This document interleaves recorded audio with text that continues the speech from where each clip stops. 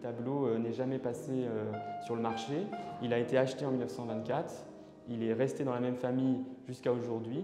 Ça fait presque 100 ans, de 1924 à 2022, 98 ans. Et aujourd'hui, c'est un vrai plaisir de l'avoir découvert et de le proposer, de le présenter au plus grand nombre.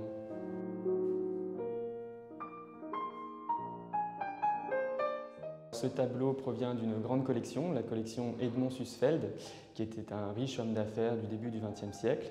Pour Sussfeld, on suppose que le tableau lui a plu parce que Signac était en train de terminer 2 autres tableaux plus le nôtre. Donc il y avait 3 tableaux sur lesquels il était en train de travailler. Et dans ses lettres, on sent que c'est vraiment le coup de cœur de ce tableau très beau, très lumineux, joyeux, qui a dû lui plaire et qu'il a voulu l'acquérir rapidement.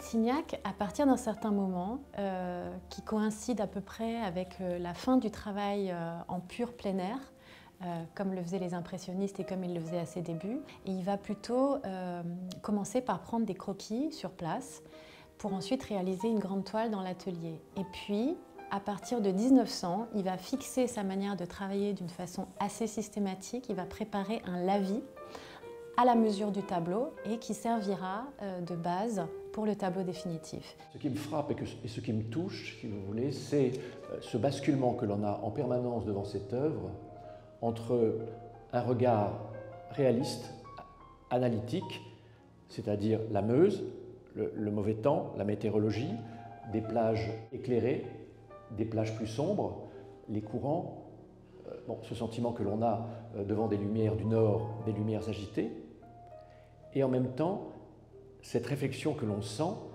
de la construction, de l'organisation, du regard extrêmement fin, pointu sur tous les éléments détaillés et reconstruits harmonieusement par le peintre. La famille a conservé avec le tableau toute la correspondance que Edmond Sussfeld a échangée avec Paul Signac en 1924. Et donc il a tout fait pour contacter Signac. Et on suppose qu'ils ne se connaissaient pas avant 1924. Le 3 mars, il lui écrit « Bonjour monsieur, je souhaiterais vous acheter un tableau ». Donc de voir quelqu'un qui ne vient pas lui demander un tableau d'avant-guerre, mais au contraire une production contemporaine, ça lui fait extrêmement plaisir.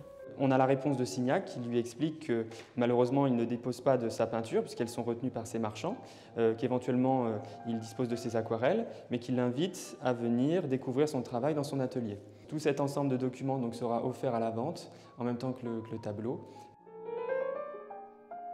Il avait de grandes attaches en Belgique et ça lui permettait, quand il se rendait en Belgique au Salon des Vins ou pour voir ses amis, il faisait toujours un détour par Rotterdam justement parce qu'il était fasciné par la mutation industrielle. En fait, Signac, c'est quelqu'un qui veut aussi photographier les ports industriels, les mouvements, les gazomètres, les bateaux à vapeur. C'est un lieu qui a continué de l'inspirer et sur lequel il est toujours revenu. Et on voit bien qu'en 1924, il travaille d'après croquis anciens. Le titre « Pilote de la Meuse » en fait évoque un spectacle auquel on assiste quand on est sur les bords de la Meuse, c'est-à-dire des remorqueurs, c'est le bateau qui a la cheminée inclinée et qui montre le chemin au voilier pour qu'il évite les hauts fonds et ainsi de s'ensabler dans un estuaire étroit vers la mer. Je lutte contre la Meuse. C'est un ballet perpétuel de bateaux et de fumée et les effets qui changent à chaque instant. Ce n'est pas de la peinture, c'est de la charge.